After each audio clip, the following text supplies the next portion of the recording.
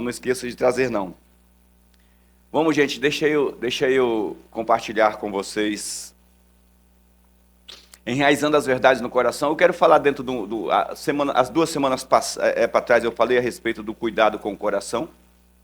Compartilhei com vocês aqui algumas coisas muito, muito legais, pelo menos na minha opinião, para mim, pode ser que não seja tão legal para vocês, mas é uma coisa que eu acho fundamental para nós chegarmos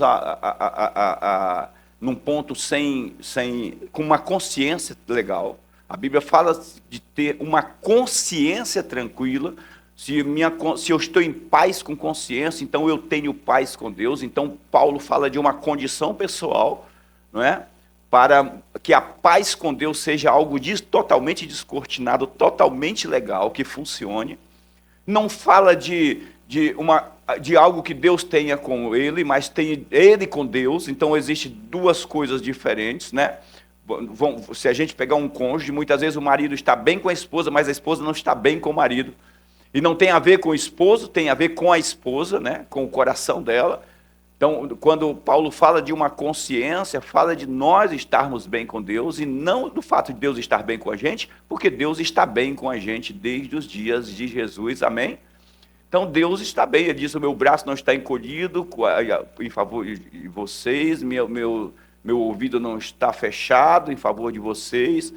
Ele disse, mas é preciso que vocês também se posicionem de tal forma que vocês possam receber tudo isso, porque se meu braço estiver estirado, mas a mão de vocês estiver encolhida, vocês não vão receber o que eu tenho para vocês, né? A Bíblia diz, dai ser-vos-á dado. Então, quer dizer, o dar é uma única ação, mas o ser dado é o resultado de muitas ações, porque ele disse, dá, pronto, encerrou a minha parte, nesse sentido do dar. Dá, aí agora ele diz, ser-vos-á dado. E aí, nesse ser-vos-á dado, ele mostra uma sequência de acontecimentos. Não é apenas uma única ação como o dar. São muitas ações. Ser-vos-á dado boa medida, recalcada, sacudida, se transbordarão no vosso regaço. Ele está dizendo, quando você estender a mão, eu não apenas vou te dar como uma única ação, mas eu vou fazer questão de transbordar e observar para que não tenha qualquer espaço na sua vida vazio. Fala de um enchimento completo. A Bíblia fala do enchimento do Espírito Santo, gente, parcial, e o enchimento pleno, que é um transbordar. Fala de um enchimento interno, mas fala de um enchimento transbordante. Quando fala de encher-se do Espírito Santo no tocante ao novo nascimento, fala que em você faz uma fonte que jorra para a vida eterna. Quando fala de encher do Espírito Santo, como pelo batismo no Espírito, fala de um transbordar para o lado de fora.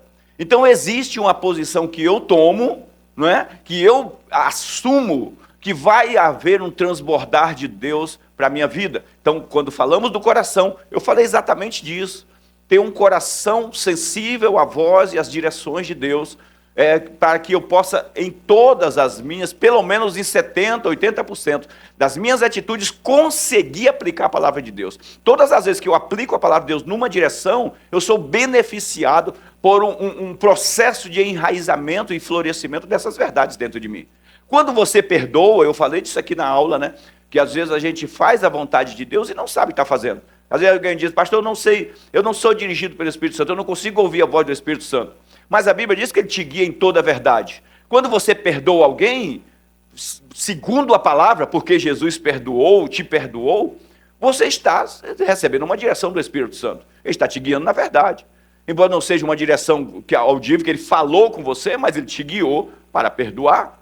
Você perdoou alguém. Quando você ia mentir, mas decide falar a verdade, porque você é um cristão, porque você é nova criatura, porque a palavra de Deus te ensina a falar a verdade, fala a verdade cada um com seu irmão, você recebeu uma direção do Espírito Santo. Ele entrou no meio daquela influência negativa da mentira, ele entrou no meio e disse, não, faça assim, faça correto. E é esse coração sensível que nós precisamos ter. Se o nosso coração está maculado, magoado, cheio de ressentimento, de um monte de coisa, a gente não vai ouvir isso, gente. É como no meio de uma tempestade, onde trovões e ventos, você não consegue ouvir. Quando Isaías estava dentro da caverna, a Bíblia diz Isaías não, Elias, estava dentro da caverna. A Bíblia diz que vieram trovões, vieram tempestades. Deus não poderia ter falado no meio daquilo tudo? Poderia, porque trovões e tempestades não é a voz de Deus. Ele poderia, ele está acima disso tudo, mas ele não falou, porque o profeta não ia entender. O profeta não ia compreender o que Deus estava falando no meio da tempestade. Então a Bíblia diz que veio então uma brisa suave, tranquila, e aí Deus falou: o que você está fazendo aí, Elias? É importante nós entendermos isso. Qual é a posição que eu assumo para Deus tomar? Um coração tranquilo, um coração em paz, um coração, cara, que estou com a consciência tranquila, fiz a minha parte, podemos dizer assim, com relação às pessoas. É por isso que ele diz: quando você estiver orando para remover a montanha, eu vou falar com você. Sempre que você me buscar em oração, eu vou falar com você. É isso que ele fala lá em Marcos 11.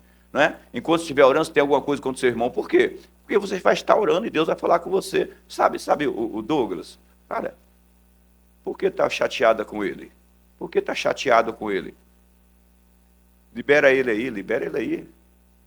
E junto com essa manifestação do Espírito dentro de nós, gente, porque quando você se aproxima da santidade, a santidade te abraça. Quando a santidade te abraça, você começa a perceber o que precisa fazer. A realidade é essa. Ele não está dizendo que o perdão de Deus é condicional ao seu perdão. Longe disso, gente. Deus nos amou quando nós éramos pecadores. Deus não me perdoa condicionado a eu perdoar pessoas, senão eu estava morto. Estava morto, de verdade. Quando eu me converti e recebi o novo nascimento, tinha um monte de algozes. Tinha um monte. Ainda passei 3 meses indo para a igreja com um revólver Por que você acha? Deixava o revólver debaixo do banco do carro e entrava na igreja. Eu já era nova criatura, já tinha me convertido. Tinha um monte de algozes. Então Deus não me perdoou baseado no perdão das pessoas. Não, é ao contrário. Quando eu entro num lugar de oração, eu sou constrangido pela santidade dele. E a santidade dele mostra o que eu preciso fazer. Ela me abraça, ela me envolve, ela me enlaça, ela me aproxima. Então ela diz a Daílda, ela me dá direções, ele me dá direções. É esse lugar das direções, gente. Ele fala comigo, quer seja uma necessidade de perdão, quer seja uma necessidade, sei lá, de resolver alguma coisa, um problema que eu estou enfrentando, uma batalha que eu estou enfrentando na mente, um negócio que eu tenho que fazer. É esse lugar onde eu entro na presença dele ali, naquele lugar onde ele está, eu recebo. Eu sou sensível, eu me torno sensível, porque ele é sensível. Ele diz certamente que o menor será abençoado pelo maior, capítulo 7 do livro de Hebreus. Então é importante que a gente saiba disso, né?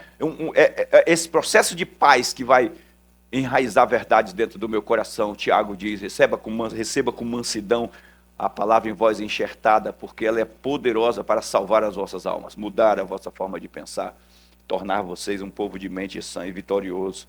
Isso é muito de Deus, muito de Deus. O diabo vai... Sabe, gente, o diabo, ele é como um pitbull amarrado numa corrente limitada.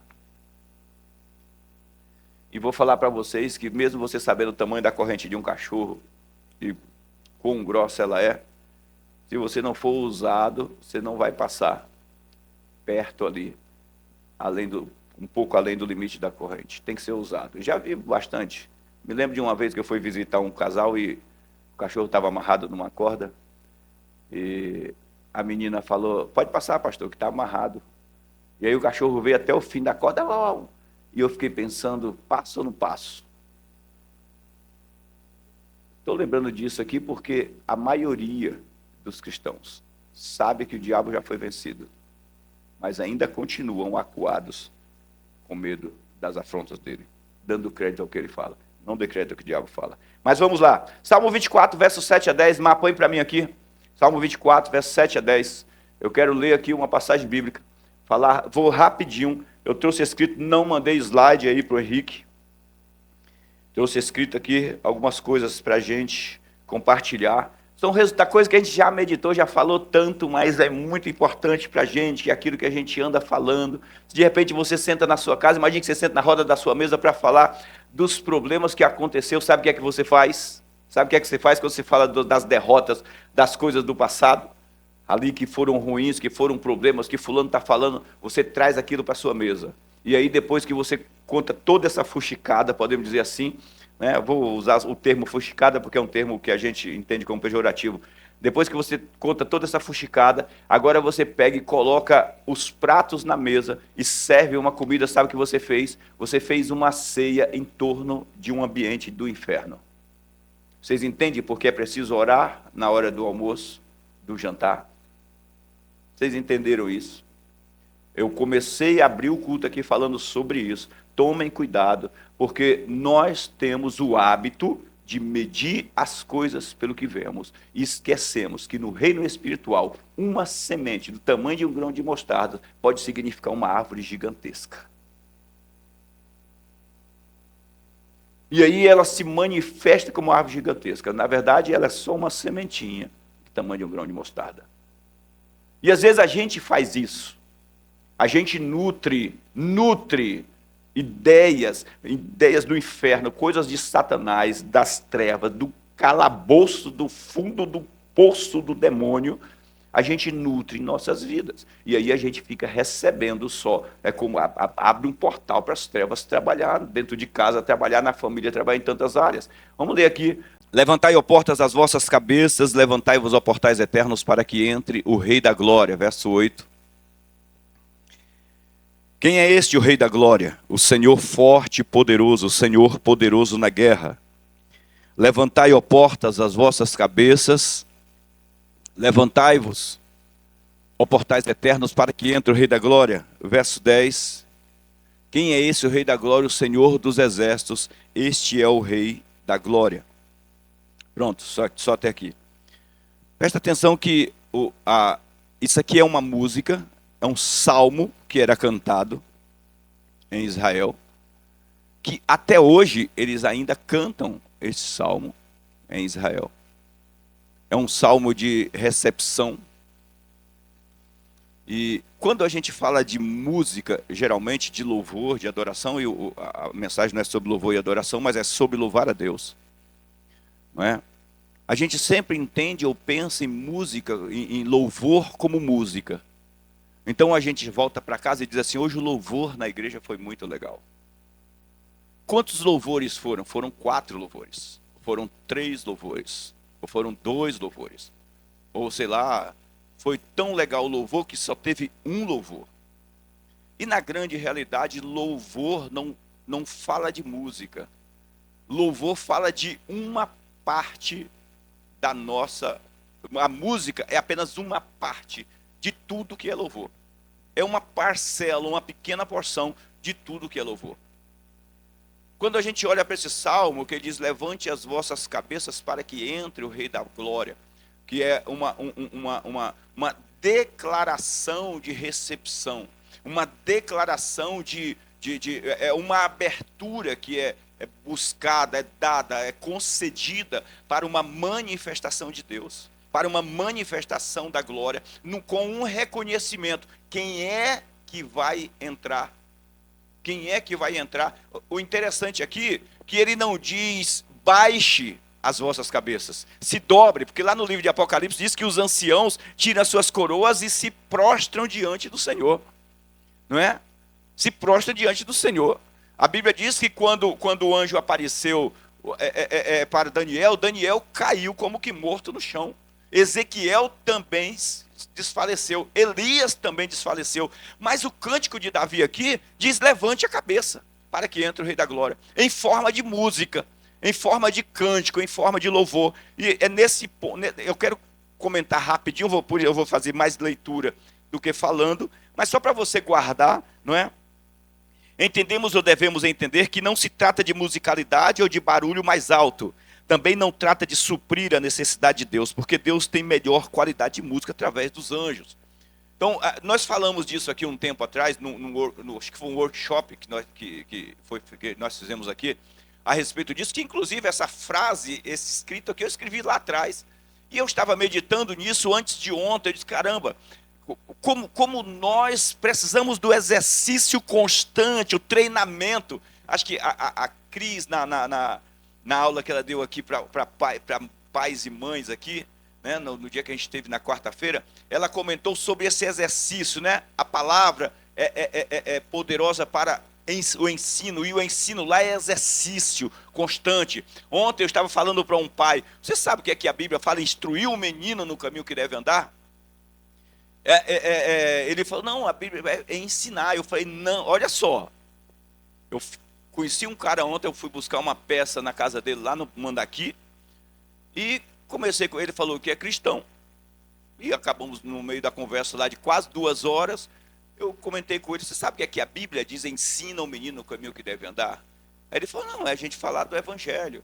Aí eu falei, não, filho, é você inculcar o Evangelho, é você continuar falando, lá é treinar o menino, é treinar, como um pai que treina o filho, que acorda cedo, o filho vem para o treinamento, amanhã acorda cedo, o filho vem para o treinamento, é treinar o menino. E a Bíblia diz que aquele treino produz na mente dele um caminho,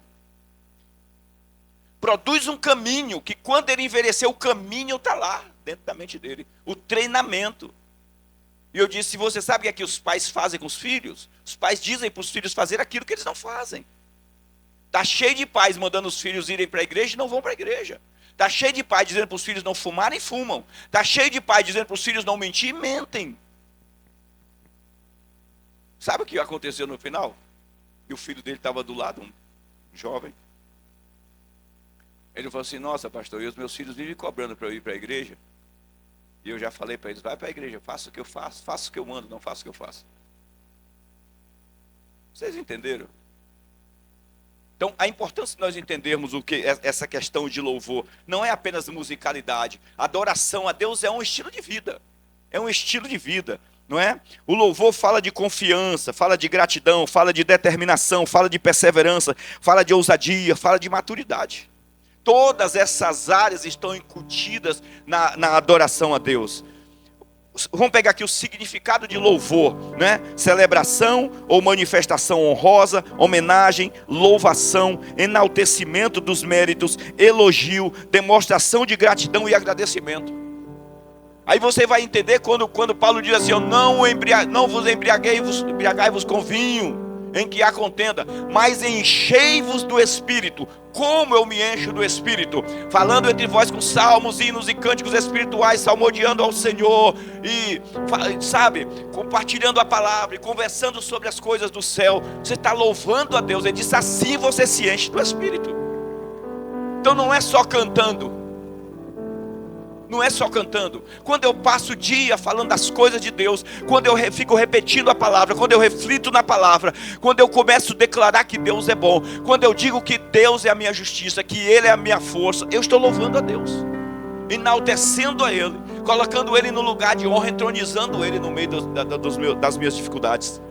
Isaías 60, 18, a parte B. Isaías 60, 18. Eu quero só a parte B. Fala aqui sobre essas portas. Isaías 60, 18, parte B, diz assim, nunca mais se ouvirá de violência na tua terra, de desolação ou ruína nos teus limites, mas os teus muros chamará salvação e as tuas portas chamarão de quê? Louvor. Dá uma olhada aqui, o verso fala de uma paz constante, permanente, fala de um lugar de segurança, de um lugar de paz, de um lugar de alegria, e ele diz, as suas portas chamarão louvor. Ou seja, a adoração a Deus, a contemplação, a exaltação ao nome do Senhor, mantém uma porta aberta, mantém um acesso para a manifestação de Deus. Não é um acesso para você entrar, é um acesso para Deus entrar. Por isso que nós lemos o Salmo 24. Levantai-vos, ó porta, não baixe a cabeça, mas levante. Levante para que entre o Rei da Glória. Para que entre o Rei da Glória. Levantai-vos, ó porta, as vossas cabeças, para que entre o Rei da Glória. Sabe a igreja de Apocalipse que Jesus disse que este que é a tua porta e bato? Sabe por que aquela igreja não estava percebendo a ausência de Jesus? Porque aquela igreja não estava mais louvando a Deus. Não estava, eles estavam falando sobre si mesmo. Eles estavam falando sobre si. Eles estavam falando sobre o que eles tinham, sobre o seu próprio eu, sua própria capacidade de fazer, sua própria capacidade de acontecer. Porque quando está louvando a Deus, sente a falta de Deus, começa a perceber que Deus não está ali, porque ninguém está fazendo isso. Porque ninguém está fazendo isso. Por isso que Jesus disse, eis que estou à porta e bato. Se alguém ouvir a minha voz e abrir a porta, eu entrarei em sua casa e cearei com ele. Não existe um caminho para a manifestação de Deus no meio do seu povo. Existe um caminho que sou eu que abro, que sou eu que libero para ele entrar.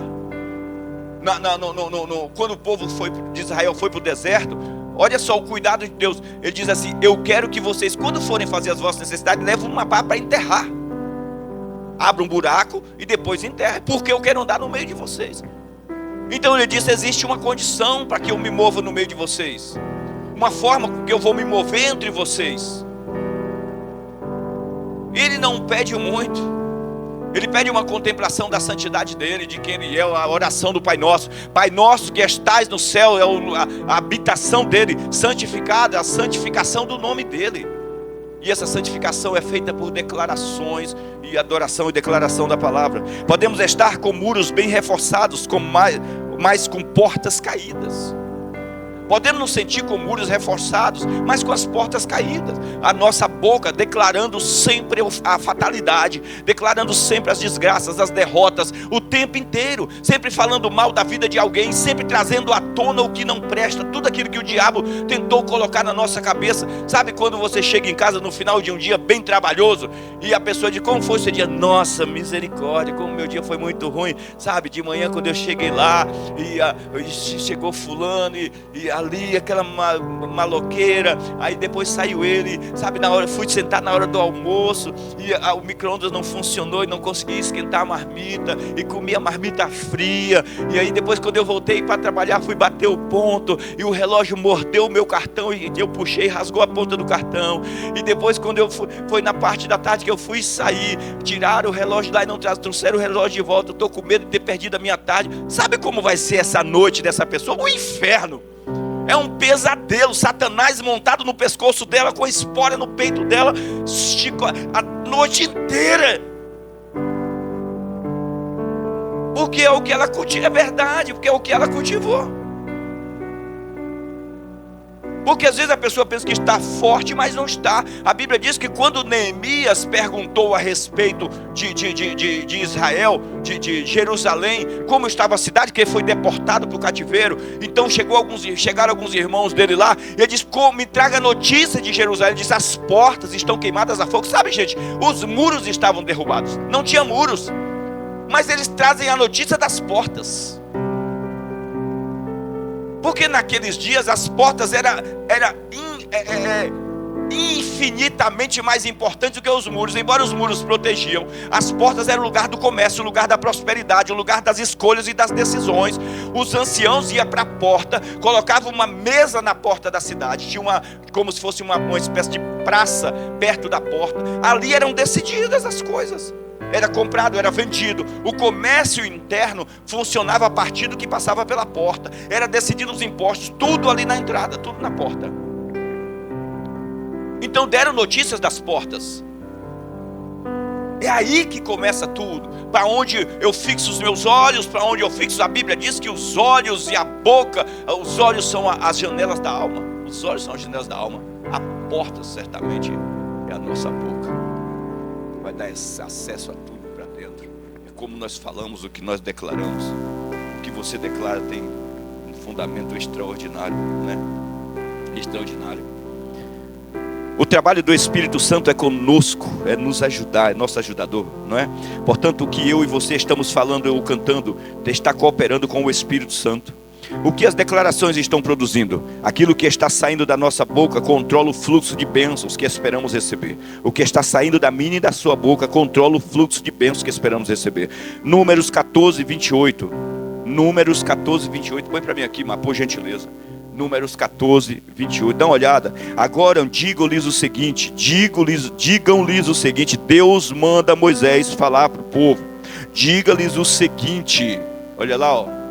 Por minha vida, diz o Senhor, que como vocês falaram nos meus ouvidos, eu farei do mesmo jeito com vocês. Do jeito que vocês falaram para mim, é como vocês vão viver. O que vocês declararam para mim é como vai acontecer. É isso, gente. Então às vezes você volta para a casa do trabalho, como está a empresa? Um lixo. Você está andando com o seu carro e esse carro é uma porcaria. Como está o seu casamento? Misericórdia. E o seu filho, meu Deus. E sua esposa, Jesus. E seu marido, misericórdia. Eu estou falando da declaração do dia a dia, gente. Do dia a dia. Está ali, ó. Ou aqui, né?